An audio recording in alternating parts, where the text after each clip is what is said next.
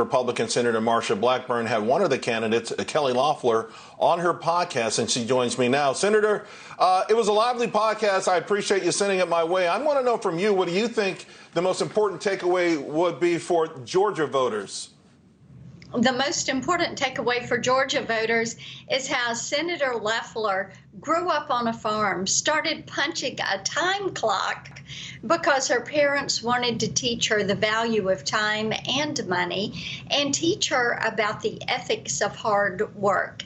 And because of that and that training and working her way through school, being the first of her family to go to school, she has been able to build a career, to chart her own path, to become not only an employee, but then an employer, and understanding what it takes to be successful in the business world.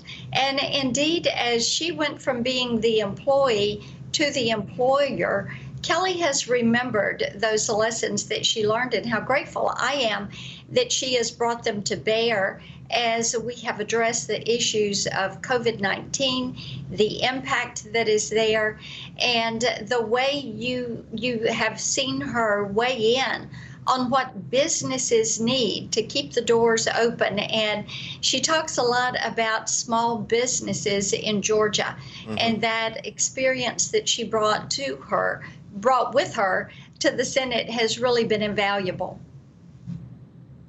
Do you, since the debate on Monday, do you feel, I haven't seen any polling or any commentary out of it, but do you think she scored enough? Because it felt interesting. I just, as a viewer, I felt like I couldn't get a straight answer, and I feel like the questions were, no one was really pressed per se. So you had to really just kind of leave it to the viewer to figure out who was being more honest. Is there any takeaway from that you want to share with us? You know, she has done very well, and the response from the debate has been very good for her, because you're right. It was tough to get some answers, especially from Raphael Warnock with his radical agenda and the support that he gives for defunding the police, defunding the military. And these are differences between the two candidates.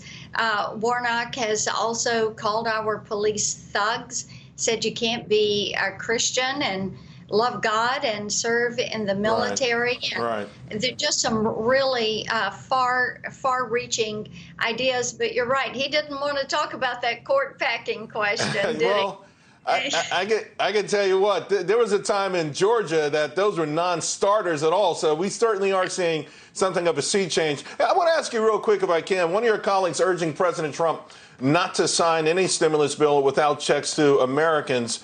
You know, on this one, I feel like I'm with him on this. It's odd because I'm really with Bernie Sanders feels this way, AOC feels this way. But I think stimulus, Senator Blackburn, without checks to American households for the most needy, isn't going to work.